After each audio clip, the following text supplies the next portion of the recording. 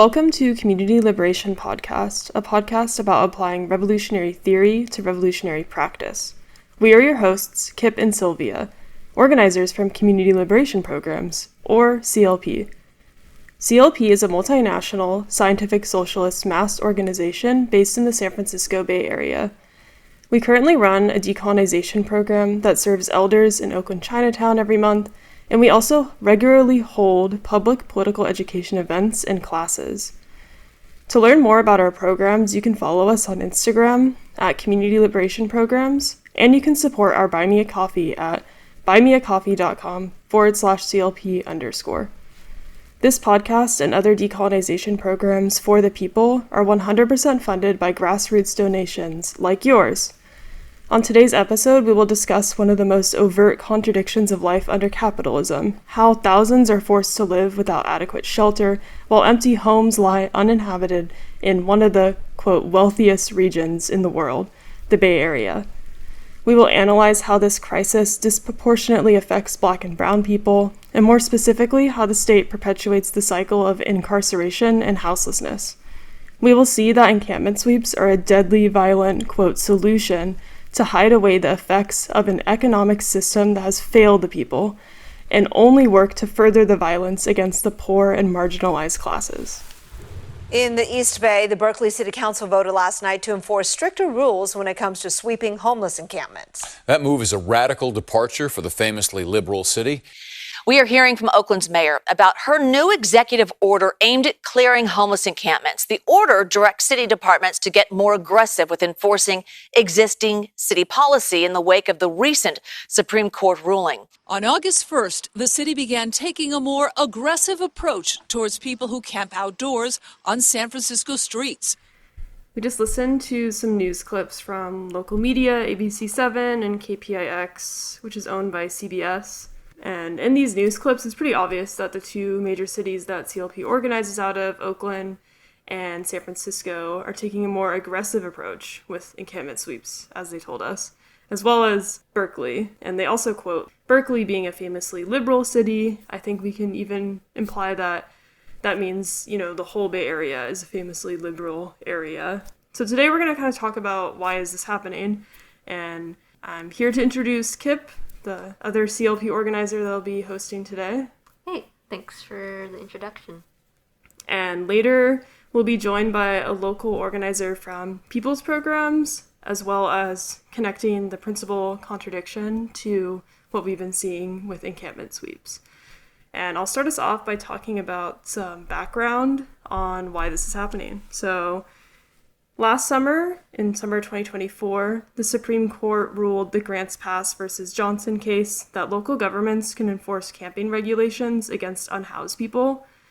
This means that local governments can now fine and jail and otherwise punish people for sleeping in public, even if there's no alternative shelter available. And before that, if there wasn't any alternative shelter, they weren't able to be prosecuted, and now they can. And to dive deep a little bit more into where this originated from in Grants Pass, if folks don't know where that is, it is in southwest Oregon, right on the border of California. And there's about 38,000 people that live there. And of those 38,000, 600 of them are unhoused. And Oregon, as an entire state, is a very racially divided state from California. It was heavily redlined until the mid 20th century, as well as the last sundown town in Oregon. So this is an area that is very red. It's a red area, far right, and also within the entire encompass of the state of Jefferson, which is also a very strange separatist, racist movement to separate Southern Oregon and Northern California from their states. And I've actually lived in a place that was part of the state of Jefferson, and yeah, those people are, not good. Not good to be around.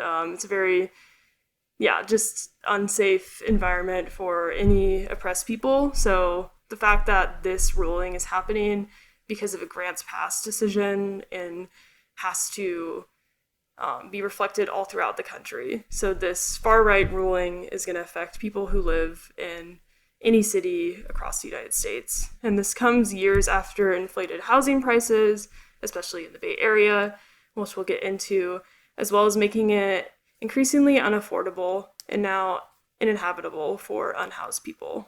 Yeah, and then shortly after the Grants Pass v. Johnson ruling happened, in September of 2024, the city of Oakland decided to sweep a large encampment at Martin Luther King Jr. Way and 23rd Street, which is pretty close to downtown Oakland, and it ended up displacing 30 to 40 residents that were residing in that area. And this happened because the former mayor, Sheng Tao, issued an executive order which required Oakland to, quote, develop and implement a plan to close all encampments that present an emergency, even though no other shelter might be available to residents. Yeah, and then speaking of the former mayor Sheng Tao, like I said, she was former because she was recently recalled for a bunch of bribery, mail fraud, and wire fraud. She and her partner took about $300K in bribes from a powerful business family, promising them like a city contract for their recycling company and providing modular housing for unhoused folks. So, pretty bad. Yeah, it really just shows how kind of a joke politics is like within the United States, so-called United States. And, you know, I think there was a lot of people that were pushing the recall and a lot of people who were defending it. And personally, I just felt like there wasn't really like a side to be on. Like, I don't support any mayor of Oakland. Like, my CLP doesn't support like electoral politics. So like during this time, there was a lot of different infighting and within city politics is very interesting. And yeah, we also like where the sweep takes place, Martin Luther King Jr. Way and 23rd Street. We also like volunteer with people's programs. That was one of the main places that they would serve the unhoused folks in Oakland, and they would set up and table, and a lot changed after that encampment sweep happened. They had to kind of shift to only have, you know, different driving crews for people to go out, and I think they'll talk about it more today, but I don't know, Kip, I know that you were there, like, right after the sweep. Do you have any, like, anything you wanted to talk about? Yeah. So I was there shortly after the September sweeps, and we basically drove out instead of setting up to table because, you know, it was that encampment was completely wiped out, and, you know, it was completely empty. It was really jarring to see because people had been living there for over 5 to 6 years and had made a lot of structures and created their own communities. But, you know, going there shortly after, you wouldn't have known because the city of Oakland just swept away everything in a matter of 1 to 2 days. So with some people's programs organizers and we drove around the vicinity to search for anybody that was swept out from the encampment. And yeah, we didn't find anyone, actually, which was really heartbreaking. And one of the organizers was talking about that heartbreak because they had personally built up a relationship over the course of 5 to 6 years when People's Programs was founded and started their program in that area. And I think it's just another example of how encampment sweeps are really inhumane, and most cities across this so-called country just want to sweep aside the issues that cause unhousing to even occur. So yeah, that's about it for what I experienced. Yeah, and this, you know, with a lot of sweeps, it's really hard for unhoused people. Like, one, they're not able to find housing, and There's like a survey that shows specifically people in Oakland that were surveyed. 73% of them are formally incarcerated. So there's a huge cycle of criminalization from, being unhoused and being arrested and then released and then kind of back to unhoused again. And, having a criminal background makes it really hard to even find housing. Like, even if you have the money to secure housing, a lot of landlords will deny you. I'm sure that folks know everyone's written in a rental application before, and there's a background check that's tied to that rental application. If you don't pass that, then they're not going to accept you. And also just like the sheer amount of money you need to even move, like double the rent for your security deposit, and you have to show like steady income. Sometimes you have to show your entire bank account to show that you have any money at all. Like, it's a huge process. And so just there's a lot of blockers in the way for people. Also, at 23rd and West Street, near where the sweep took place, there's a block off of that entire like little section of 23rd. And it just shows like the increased police presence and militarization of the town, as well as just all of Bay Area. Something else that happened after the Grants Pass ruling was this year on February 11th, there was an ordinance passed by the city of Fremont, which is, for folks who don't know, that's a lot further south of Oakland, like almost like 20 miles south of Oakland. Mm-hmm. It's pretty far. And this is a suburban area, so the law criminalizes being outside with camping paraphernalia like sleeping bags or cookware without written permission from property owners or the city. And it also includes a provision that anyone causing, permitting, aiding, abetting, or concealing violations is subject up to 6 months in jail and a $1,000 fine. So this is on top of the Grants Pass ruling. So this is the own city creating their new law, basically, because of this change nationally. Yeah, and it criminalizes not only unhoused people, but anyone who's trying to help, as it's said with the language. Yeah, which kind of hits home to CLP because this is where we were founded, like in the Hayward, Union City, Fremont area. And we specifically had a water delivery program to unhoused residents in Fremont, and they lived in an area near Quarry Lakes for folks who, just to give like a little bit more of a geographical location to understand where this is, like off of a trail owned by, I think, like a regional park district, maybe East Bay Regional Park District, not exactly sure. But we would serve water to them. And like with this new law, people who help out the unhoused could also be fined. So different like community organizations are also at risk. So there's a huge like interconnection with unhoused community organizations, like the unhoused and the housed, like, because not every housed person dislikes unhoused people. Like, there's a lot of people that do help out that maybe aren't even a part of a community organization. So some unhoused people that get help from those folks, like, they're probably going to be less inclined to do it. As well as, like, when we would do those water deliveries, there are, on the flip side, people who don't like the unhoused, people that want them to be gone. We would often get filmed by some strange people in the area that I think lived in some of the houses nearby, and they would just like kind of question us. There'd be police cars kind of circling the area often. So there was already like a heavily surveilled area, and now like a lot has changed since then, a few years ago when we were there.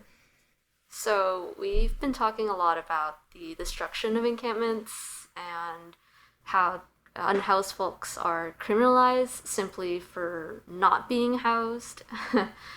But actually there's more than enough housing in the Bay, so why aren't people being housed here? We can first talk about the YIMBY movement, which is short for Yes in My Backyard, and they've lobbied for the removal of proper zoning in order to just build more housing, which is sometimes quoted as trickle-down housing. But in reality, this housing isn't affordable for the people who are actually living in the city or the city of Oakland, because there's no strong rent control tied to this housing. So oftentimes, the people who are actually from Oakland can't afford it.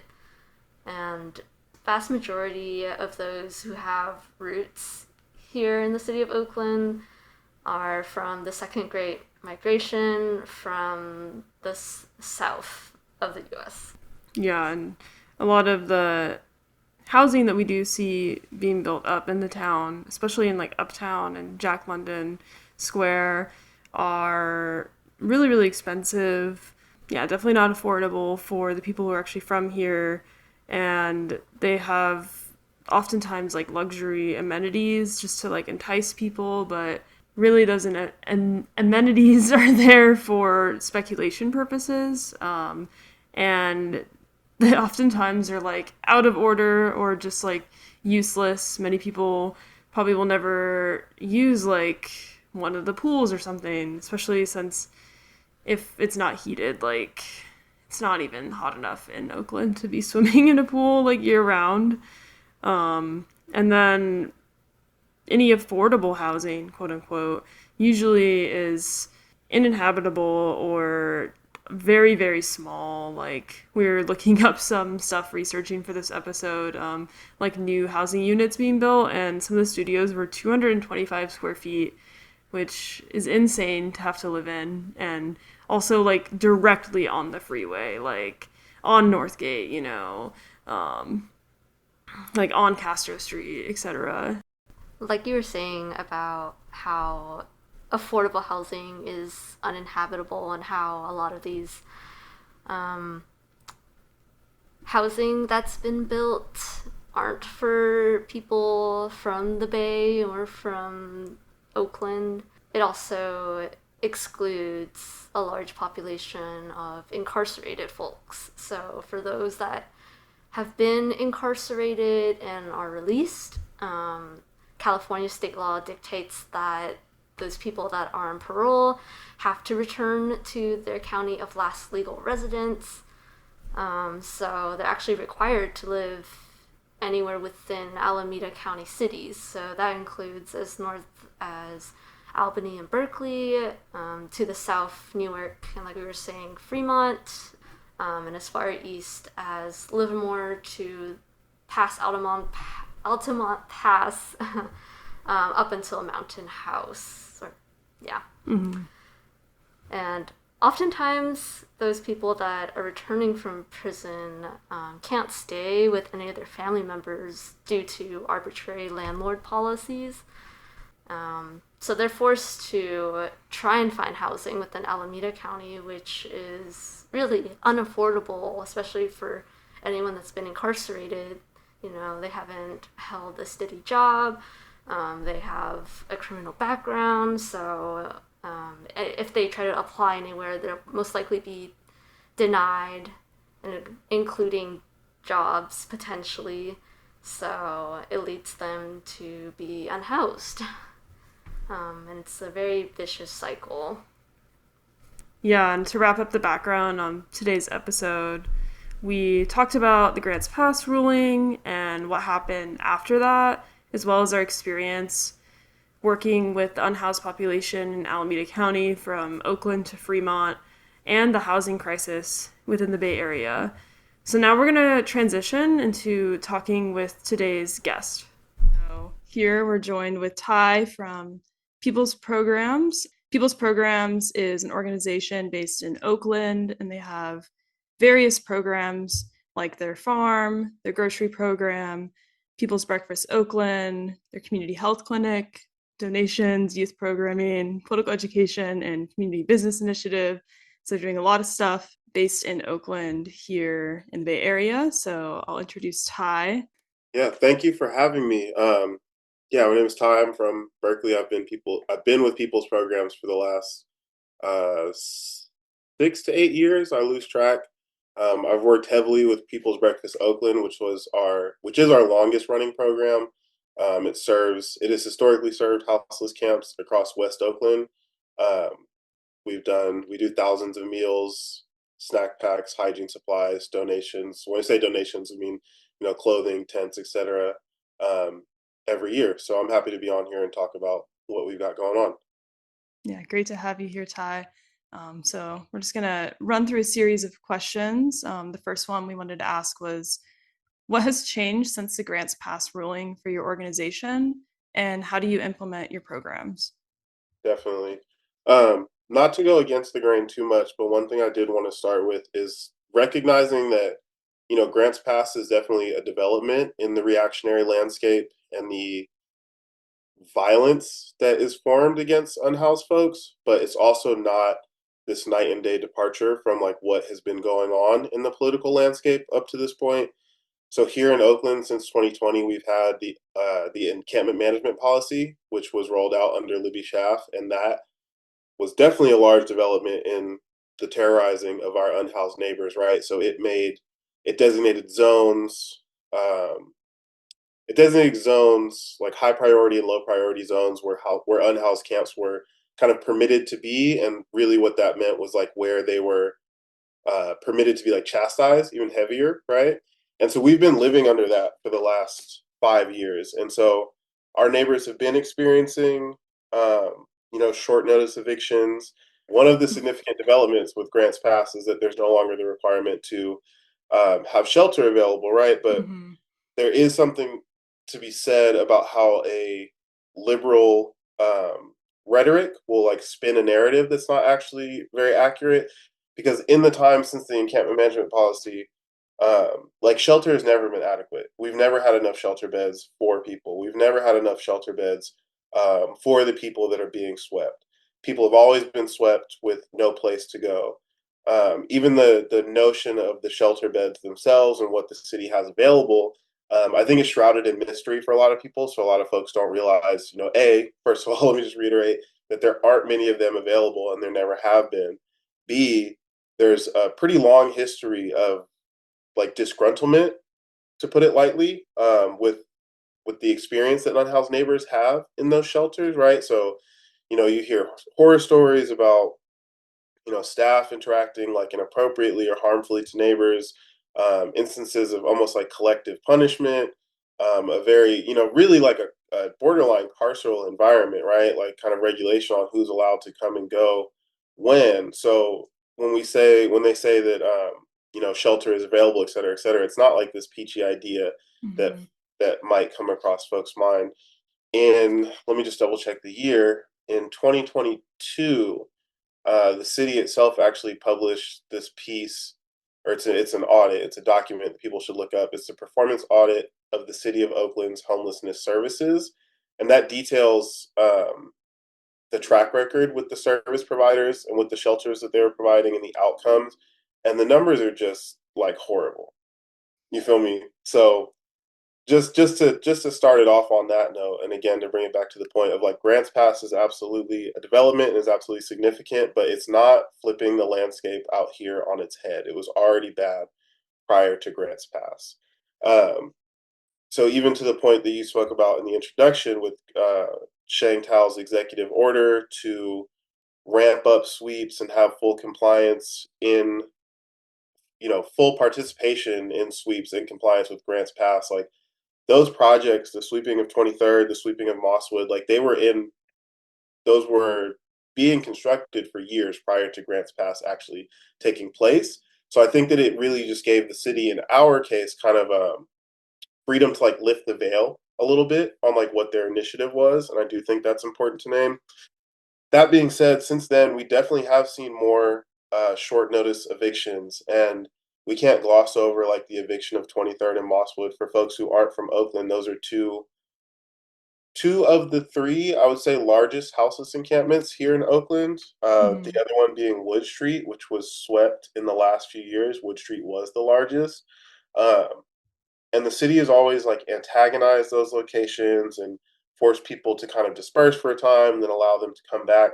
But they full on swept them this time around, and that's absolutely significant. And for us as people's programs, 23rd was like our largest stationary location.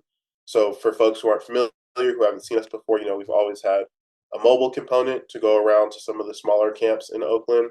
but historically we would set up at 23rd and kind of offer like our largest cross section or our largest scope of services, right? So you can build with folks in a different way when you can actually set up tables and talk to people while you're giving them a meal, let them browse through what clothing they want, let them talk to a healthcare provider, so on and so forth. Um, and with 23rd getting swept in the wake of Grants Pass, it's definitely forced us to like rework that program, right? It's made our job um, a bit more difficult because now, that program has to be rethought as to how to make those services a bit more mobile because people are more scattered to begin with and they're going to continue to be displaced.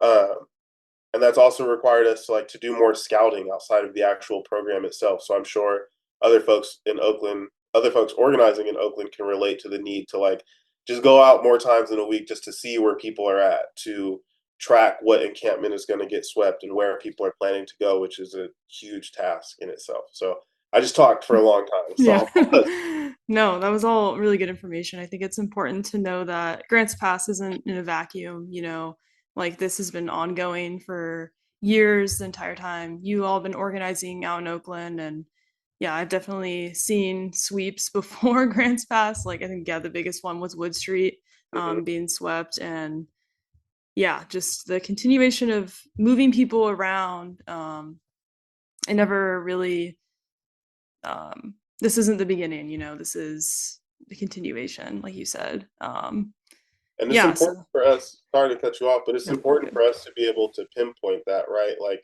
we talk about the role of media and like creating narratives and defining the political landscape for us.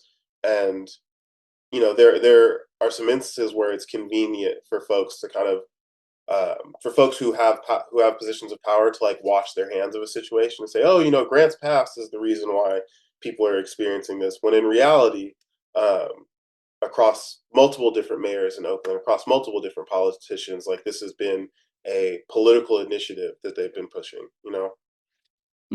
Yeah, and even like statewide, like with Gavin Newsom, he's been pushing this for years now with his like Clean California initiative, and having photo ops of encampment sweeps all around the state. So it's not just the Supreme Court ruling. Mhm. Um, but speaking of the ruling, how has this ruling affected the people that you serve? I mean, I think um, it's brought like a sense, especially immediately following the ruling, like a sense of fear and uncertainty, right? So there is a possibility in Grants Pass opens the door for people to be fined and arrested, basically just by virtue of being outside. Um, and there was kind of this period of like confusion, especially after Shang Tao's executive order, just to see what extent the city was going to go in implementing those things, right? Like with the sweeps coming up, organizers and neighbors are sitting by just kind of seeing like, okay, are they going to just show up and arrest everybody tomorrow at this sweep, or is it going to be more of the same, but there's a bigger proverbial stick that they're waving at people to get them to move. Um, and to the best of our knowledge, we haven't seen neighbors be arrested on those lines yet, and we haven't seen neighbors be fined on those lines yet. Just because we haven't seen it doesn't mean that it hasn't happened. Uh, but we definitely have seen the uptick in, I would say, in sweeps as a whole and in short notice sweeps Mhm. as a whole. And those have severe consequences for folks, right? So, especially these, I mean, really regardless of the size, but like houseless camps provide some some form of stability for the folks who are in them. Like Wood Street is a great example, 23rd, and Mosswood are great examples. But people build a community there where they look out for one another, can share resources, can provide one another some sort of a security. So when people are dispersed, um, they're cut off from what support systems they may have developed in those camps, and also what support systems they may have between grassroots organizations and themselves. Right. So there are neighbors who we have a long-standing relationship with, who maybe we were serving them through our health clinic, and now like we may not be able to find them because for years we've known we can go to 23rd and they're there, Mhm. and that gets really really, I don't want to say tricky, but that can have really severe consequences when we're trying to deliver somebody something that they depend on, whatever that something is. It could be a tent, it could be a jacket, it could be something for the rain. It poses obstacles. So it's really just intensified kind of the conditions that we were already seeing. But again, to go back to it, like our, our neighbors have been dealing with this for quite some time. You know what I mean? Yeah, yeah, they've been taking care of themselves, for however many years they've been out there. So I think, yeah, it's definitely a more fear driven tactic by the state.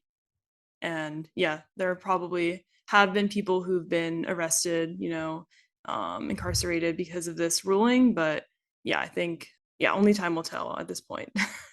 So now that you've kind of talked about how the ruling has affected your organization and the people that you serve, do you want to get into how your programs kind of differ from other strategies you've seen from nonprofits or other groups that are in Oakland?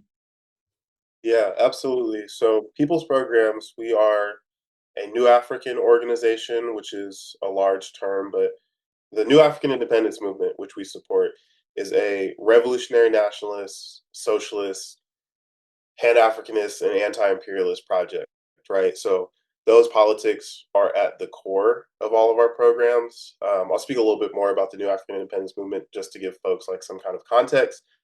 Um, but I would imagine people are familiar with the legacy of the Black Panther Party. And in the development of the Black Panther Party, there were a number of Panthers and folks from other organizations who went on to further develop the ideology of the Black Panther Party, and start to identify that, like, okay, it's not enough for us to be um, anti one economic system being capitalism. We need to be pro something. So that's where you see the socialist portion come in.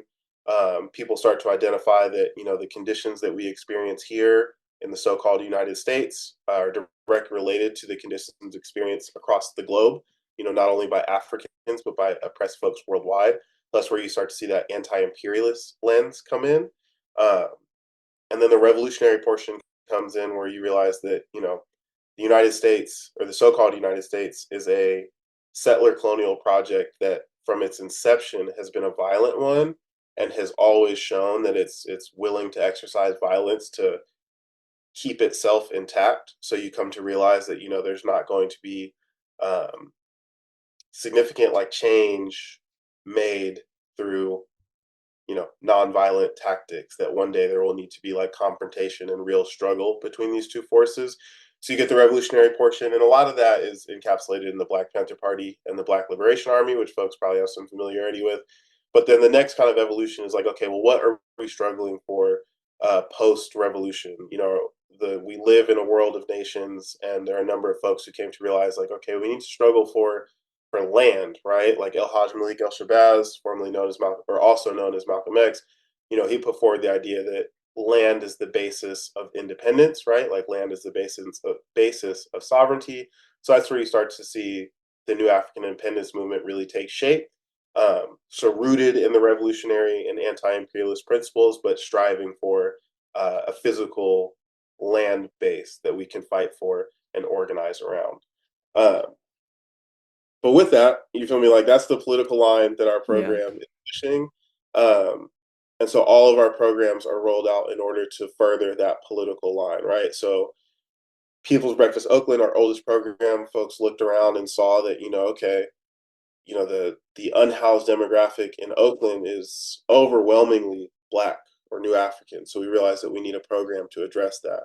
But the other programs that we've mentioned, right, like the grocery program, there are so many Black or New African households who are struggling to make ends meet. So we realized that we need a program to address that. Um, Political education, we need to provide an understanding to folks of the condition that they're in so that they know who their real enemy is and how they need to struggle against them. So all of our programs come from this, political center that, in full transparency, like the nonprofits, many of the nonprofits in the area, dare I say all, like, don't have at their core. So there's a bit more disjointedness in their approach. And we'll talk about that more in a little bit. Yeah, yeah. It's very important to have, your politics in command when you're Yeah. organizing, and have intention and reasons why you're doing things, not just you're not just handing out food and then walking away and then going out the next time. It's it's more than that, and you're building more than that towards a longer term goal. That's something that, Protracted struggle. yeah, something that really drew me to your organization as well. Yeah, we can get into the next question now. So, what do you think are organizing strategies moving forward to combat continued displacement that we're seeing here? Yeah. So I'll say I think there are two levels. There's kind of like a higher level view and then a more ground level. On the ground level, for organizations doing this type of work across the nation, like definitely thinking about our programs being mobile, right? Like we don't have the floodgates have been open for us to not have the luxury to set up like large stationary locations to serve people and roll out all these tables and et cetera, et cetera, et cetera. We need to be like quick and malleable in our programming. So I think that every organization that's trying to work with and serve unhoused neighbors needs to kind of have that at the forefront of their mind right now is, how can we be as effective as possible while being as mobile as possible? Um, and I think also this is going to require us to take some steps outside of just our program. So if an organization is providing meals like once a week, right? Like that's kind of standard for folks. Um, the shift in landscape means that okay, somebody probably needs to go out once or twice in between those distributions to see where are people getting moved to so that we can make adjustments in our upcoming program and actually meet them where they're going to be because folks are totally liable to not be at the encampment that you saw them at a week prior anymore. Yeah, and I think y'all did a great job with that since last year after the big sweep. And you've been mobile for so many years, so you kind of just transitioned to be fully mobile. So I think you had a lot of infrastructure built up, like the vehicles that you have. So it's important for organizations to work towards that and understand, like, things are always changing. Um, and yeah, you never know where people are going to be moving to, especially with this ruling. And yeah, just like final question that I have for you is what do you view as the principal contradiction or like the root of the challenges that your programs are trying to resolve in Yeah, Oakland? definitely. I mean, I'll start just with that question. The challenges we want to resolve are in Oakland, but they don't stop with Oakland, right? So and I'm also going to take a step back. So we're talking about, organizing strategies that need to be embodied, but organizations need to take a step back in their understanding and get a holistic view of what we're living in, of what is going on, of what is impacting us. And we need to start organizing across broad lines, like really with human rights at the center of it, to be honest Yeah. with you. I understand why I understand, and it's totally natural why organizations become like specialized in one field of, you may have like a tenants right organization. You may have a, you feel me, labor rights organization. You may have an unhoused services organization. It makes sense why organizations become specialized. But there's a risk there, right? Where we become like one issue organizations and we fail to Hmm. realize that all of these issues come back to first and foremost capitalism. You can kind of play around with the order. I'd say capitalism is always number one. Then you have pan-Europeanism and you have imperialism after that, right? Like all of these are symptoms of that disease. And so we need to really focus our organizing on, anti-capitalism, on socialism, on um, developing real sovereignty and independence from the state. And that's not to say that organizations shouldn't maintain their specialization because it is important, but getting a better feel of like the entire umbrella that we're dealing with. A common analogy in the program is that like capitalism and really capitalism and imperialism is like an octopus and it has hella tentacles. And Hmm. one pops up over here and you can chop that one off, and one pops up over here and you can try, so on and so forth. But until you get to the head of the octopus, like you're playing whack a mole. You know what I mean? Hmm. Um, so with that, to go back to the question of, what do I view as the primary or the principal contradictions and challenges that we're looking to resolve? Capitalism really is the core one, capitalism and imperialism. You don't get, to take us on a little bit of a tangent, like if you talk about the unhoused landscape, you have to talk about the housing crisis, or the engineered and manufactured housing crisis that we live in. That comes down to, land privatization. Um, you have to talk about unemployment, which then comes down to a conversation of, sorry, I'm getting a little bit off topic, but you have to talk about unemployment, which then comes down to a conversation of like capitalism requiring an underclass for it to Mm-hmm. function, right? Even in some of the remedies or some of the so-called remedies that get thrown out to solving, the crisis of poverty in this country, like they're not divorced from imperialism, right? Because if this particular nation were to provide more for the people in its borders, where is that more coming from, right? It's being extracted from the global south. It's at someone else's expense. So all of these things, all of these issues are interwoven, and we don't get to pick and choose which parts of it we care about. We need to start realizing that, the whole thing is the whole thing. Yeah, you're never gonna defeat imperialism with like one small, I guess, like, to use a example that you gave, like a tenants organization. No Like shame. I don't mean no that. shame, I'm yeah. not trying to be messy. Just I don't mean that at all. Everybody, the work folks are doing is really important, but we gotta see how all of our things can fit together and how we can Hmm. move forward cohesively, and what are we moving forward to. Yeah, yeah, definitely. Yeah, the principal contradiction definitely is capitalist imperialism that we're living under. Um, and the only way we're going to be able to defeat that is if, we come together as a people and build programs and build infrastructure to have a revolution, like what you were saying. Yeah, so where can folks find y'all on social media? And do you have any like events coming up or programs? Yeah, so people can find us on Instagram and what Twitter is X now. We're on there. People's programs on both sites. Other platforms that are relevant, definitely check out the Hella Black podcast, which is put on by the two co-founders of People's Programs. It's a really good place to go in depth about some of the things that I've talked about on this program.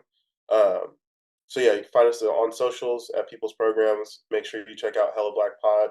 You can also check out Free the People Press, organization doing good work to cover the political landscape here in Oakland. And events. It would be good if we talked maybe 48 hours ago. We just had Right. a really good community event, kind of along the lines of our community business initiative with Jerusalem Coffee House in Oakland. Um, Put on an iftar with them last night. But yeah, stay tuned to us on social media, because we stay active and people should come through.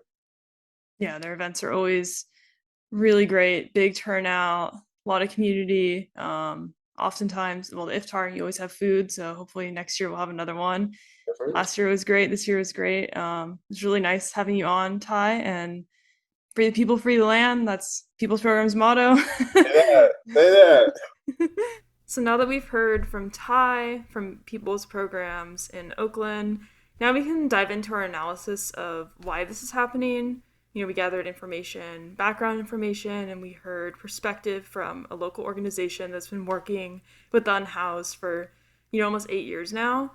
And we wanted to kind of give a context of the type of people who are backing these sweeps.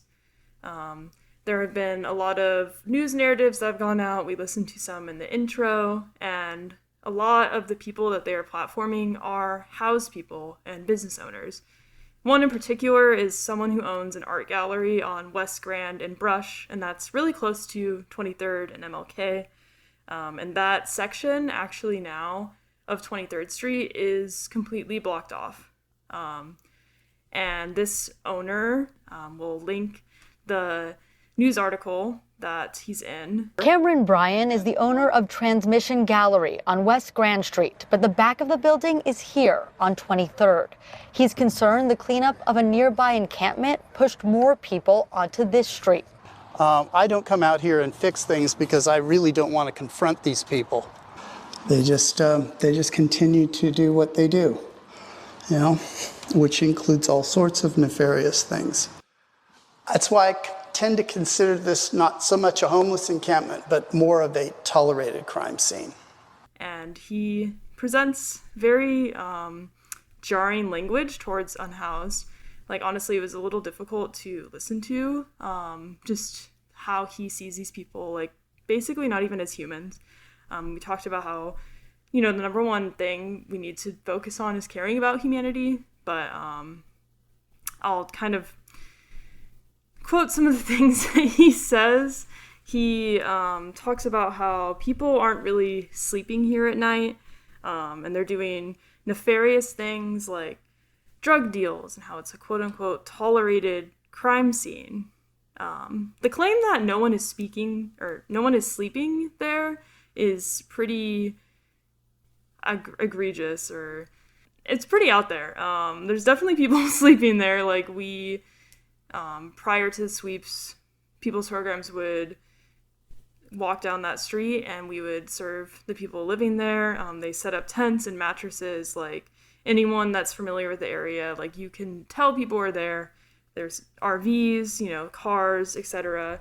So oftentimes when you're unhoused, you don't really have any security, right? Like, there's no lock that you can put on your tent. And a lot of the time, people who are housed will start to mess with your things. And that's why a lot of conflict kind of starts to develop. And you are forced to make alliances with others. And I mean, there is a huge community aspect with it, but you have to know the people around you, and, like, you are your own security, basically. So, not everybody has, like, perfect relationships, and things are at risk to be tampered with. The things that Cameron Bryan was talking about was there was fires on that street. And he's, solely blaming the unhoused, solely blaming this tolerated crime scene that he's saying. But, there's never the question of who is starting these fires. He's very ignorant for not even wanting to interact with the unhoused residents there, not wanting to take care of his neighbors, hasn't even given them any resources, talk to them. And, this is a symptom of capitalism, right? It's individualism, and really you should want to care for your neighbors, but instead he sees them as a nuisance. And this is the narrative that the news is centering. They also had other business owners that they platformed that were very happy about the sweeps. And there's a reason for this, right? We see that the news is upholding the superstructure, which is the culture, the media, the education. In this case, it's the media. And with that, they're maintaining the base, which is our economic system. And this upholding of the superstructure creates this liberal narrative that kind of tricks the average person into thinking that they're different from unhoused, but in reality, we are a lot closer to becoming unhoused than we are to becoming a billionaire, or the quote-unquote 1%. So as capitalism, imperialism escalates the climate crisis and deteriorates our infrastructure, we are more prone to becoming vulnerable to disaster and homelessness, like what we've seen in the January LA fires. And to go more into that, not like too far off on a tangent because it is interconnected, we have seen from the LA fires that before they took place in January, there was a lot of defunding of important services, including the fire department. And as we've seen across the nation since 2020, like, there's been a huge increase of the police budget. We see that in Oakland, we see that in LA, every major city. And specifically with the LA fires was the town, or the city of Altadena, pretty close to Pasadena, in the LA area, which is a historically Black neighborhood. This is a neighborhood where people have built homes, like multi-generational homes. They've had it for decades and decades, and there were a lot of, older people living in this area, older Black people living in this area, and the warning to evacuate those folks was, I heard as little as 2 hours prior to the fire literally destroying their house. So imagine only having 2 hours to gather all your important documents. Something we talked about with unhoused folks, it's hard to even be able to have your important documents with you. And this is something that, housed people definitely could relate. Within those 2 hours, their house burned down. And elderly folks, it's not very easy to just get in the car and go. Like, you may not even be able to drive anymore, and you have to rely on your family to help you out. And with this, along with, this neighborhood getting burned down, there was a huge media upsurge on basically talking about looting. Looting was the main thing I think everyone heard post fires. I mean, even when the fires were still going on in Pacific Palisades and Altadena, but like specifically they created this narrative of something that wasn't even like literally not true, which is something we see very common within capitalism, within the so-called United States, is they create false accusations against people. And basically they required the National Guard to escort people to their burnt down homes, something that doesn't even exist anymore. You need permission from like the government to go there. And if you weren't going to follow that order, and you really you're like, I need to go to my house now. Like, I want to see what is left. I want to see any memorabilia, any like relics, things that were, in the family for years and years, and you're called a looter, like you go to your own home. And this is something that we have seen time and time again. It's not new. Like, people who are marginalized, like New Africans, different oppressed classes, being called criminals for, going to their own land, things that they have a right to. And this is also something that we saw in 2020, when people were, like looting stores. It's like the same narrative continuing on. And this creates like a state valorization of property and capital over human lives and well-being. And, to relate this fire to the Bay Area, there also was a recent one that Kip can talk about in Oakland. Mm-hmm. Yeah, that was the Oakland Hills fire. That was in October of 2024. And there were about 10 structures that were destroyed and about 500 people that were evacuated. And I think some of maybe our older listeners remember that's really reminiscent of the 1991 Oakland Hills fire. And that was huge. That killed 25 people and was about 1,500 acres.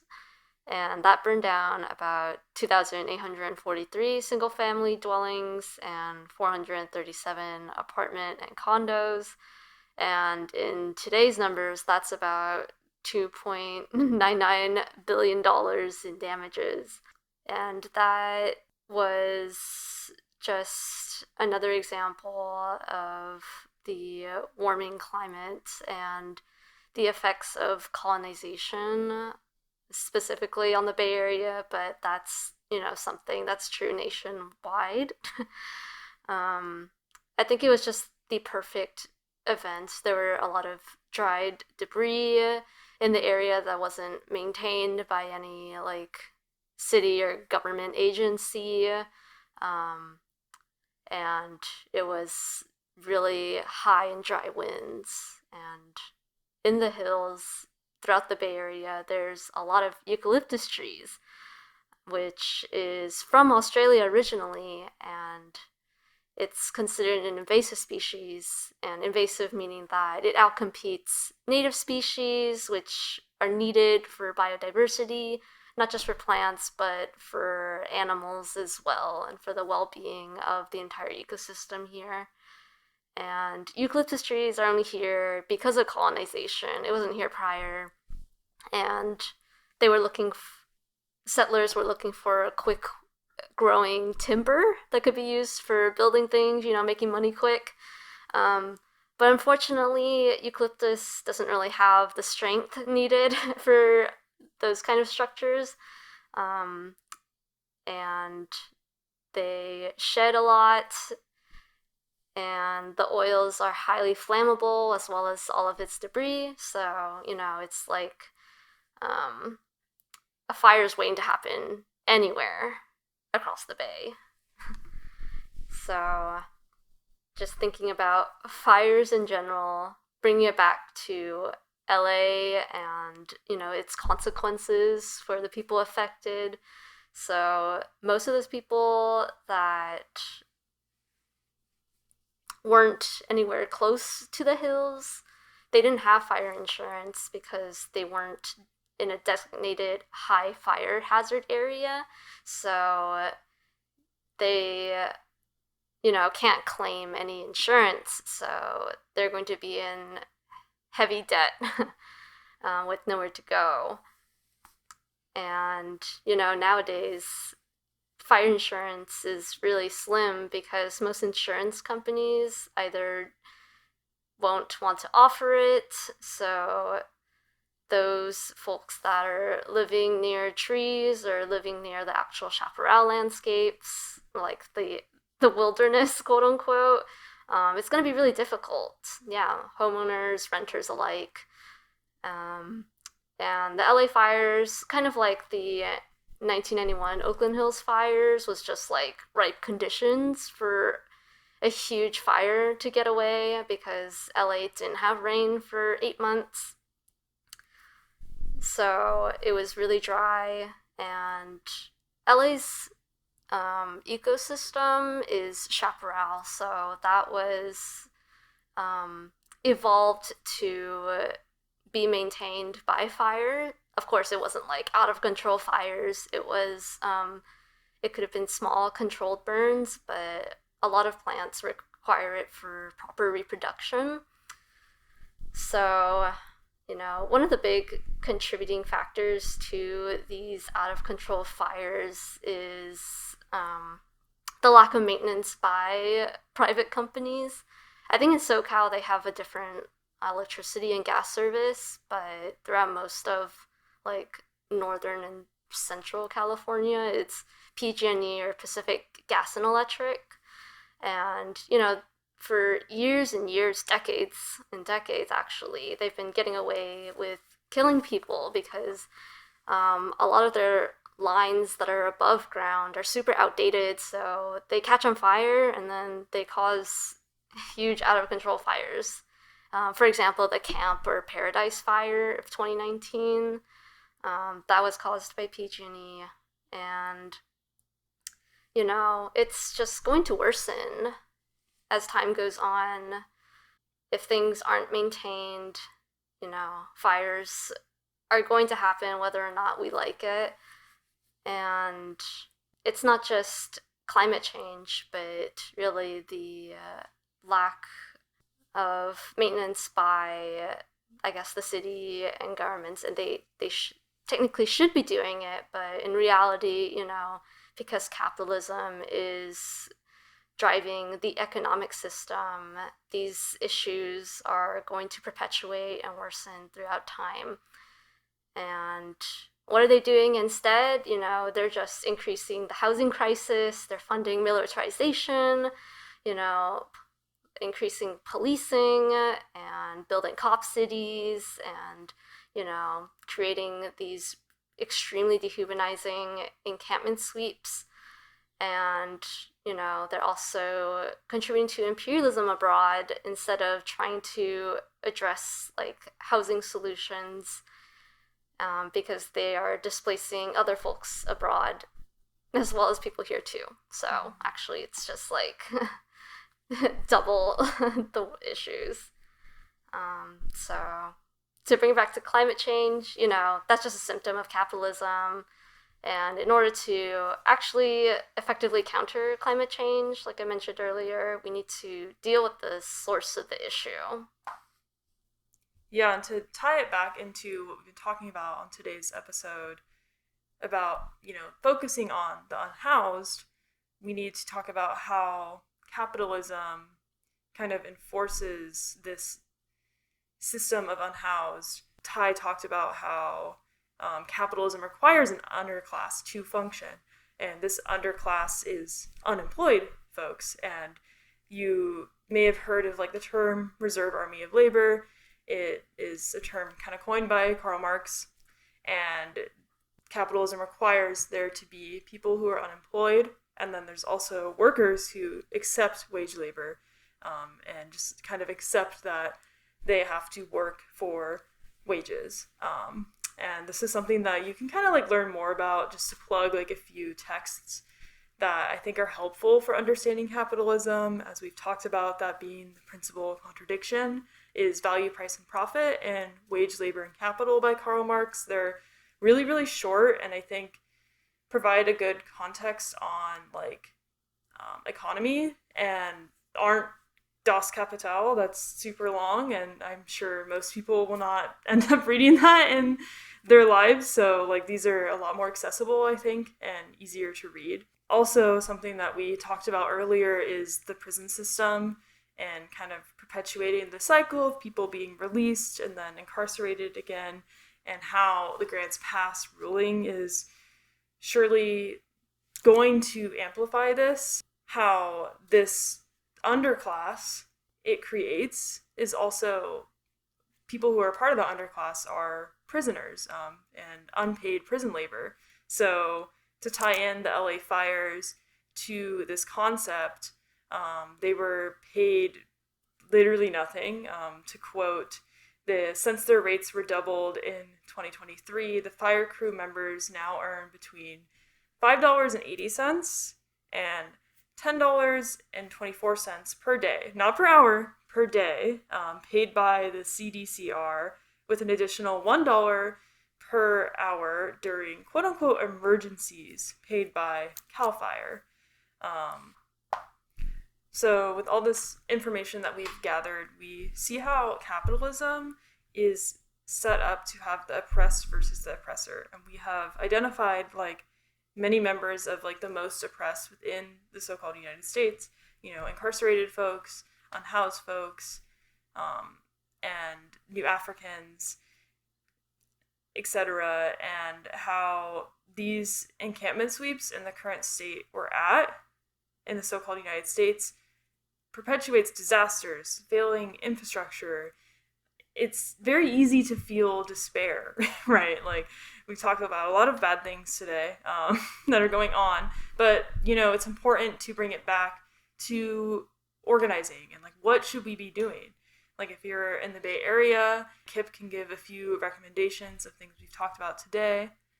Yeah, for sure. Revolutionary local organizing is a great solution and action to be occurring in this really chaotic political, social environment.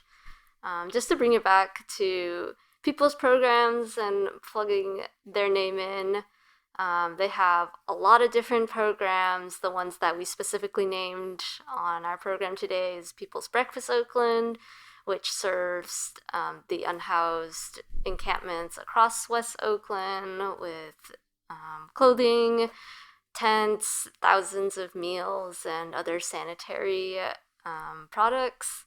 And their mobile health clinic, which goes around and helps folks, do basic health checkups, as well as like plugging them to different medical, providers. They have a ton more, and they're doing really great work and building programs that are definitely needed in Oakland and the Bay. Go check them out if you have the time and energy. And also shouting out CLP, Community Liberation Programs, that's us. We have a lot of different programs as well. One of our biggest ones in the East Bay area is Oakland Chinatown program, where we serve over 200 Chinese elders in a senior living facility. We deliver groceries once a month, third Saturday of every month. And we also have public reading groups that's open to everyone, and it's donation-based. So if you don't have the funds, you can still attend. And right now we are finishing up The Strategy for the Liberation of Palestine by the PFLP. That reading group is in San Francisco in the Mission District. And also tomorrow, I know this is going to be outdated, but I think it's March 30th. We are finishing our reading group on Decolonial Marxism by Walter Rodney in Oakland. And there's going to be at least one more reading group this year put on by our political education committee. And we also are starting a youth medic program, which is going to be planned for the Dolores Hill bomb. That should be in July, correct? Yeah. Yeah. So I think in April there's going to be a short orientation, and this is going to give the chance for youth to have this introduction to basic medic services that they can provide to help fellow skateboarders recovery from injuries or anything beyond that. So really an opportunity for the youth to get involved. And, one really important thing about local revolutionary organizing is the ability to respond to emergencies, not just day-to-day events. Just to plug, All Power Books, based in LA, they were able to respond to what was happening with the LA fires in January because they originally started as a street medic clinic. And I think they host street medic clinics about once or twice a month. Mm-hmm. Which is really cool. So if you want to organize and help your community, the time is always now so that we can prepare for disasters that will arise rather than just spontaneously. And, it's really important to be building infrastructure as an alternative to whatever infrastructure is provided by capitalism, which is decaying all the time really quickly. So there's no better time to build than now. So just to reiterate some book recommendations that Sylvia plugged earlier, which was Value, Price, and Profit, and Wage, Labor, and Capital, both by Karl Marx, which are really great introductory texts to understanding capitalism. One more thing to say is just that, we don't want to just act without proper planning, I suppose, and we need to really understand what we're dealing with. And I think Ty was talking about that too. Mm-hmm. We don't want to just focus on this one issue or this other issue like whack-a-mole. We really need to understand clearly what the system that affecting us is, and that way we can properly counter it. So it is really important to read theory, but also to be building something at the same time, which is why it's really important to join an organization so that we can do things together instead of just being isolated by ourselves. And that, with that, we would like to say, this episode wasn't just Sylvia and I talking and creating all this information and putting it together. It was put together by various CLP cadre, which we would like to thank for their efforts in gathering all this data and information and putting together the outline and all of the supplies and equipment that we're using right now. Yeah, we're really DIYing it, for lack of better terms. But to get more into final thoughts of how this podcast is going to be structured in the future, we're hoping to put on an episode kind of to learn more about CLP for folks who aren't familiar with us, as well as this isn't going to be, like Kip said, just the two of us speaking. It'll be more you'll interactive with CLP organizers. You'll get introduced to other folks who are organizing with us. And it'll be more of a collaborative effort. So, yeah, thanks for listening today. And yeah, you can find us on the various podcast platforms that we'll post on, and social media, community liberation programs on Instagram, Live programs on X. Interesting name, but this is one we got. But yeah, thanks for listening today. Yeah, and you can support us on our Buy Me a Coffee, which is buymeacoffee.com/CLP. All these donations that we receive go back to our programs and helps us, build that infrastructure that we were talking about. So, yeah, until next time, thanks for listening.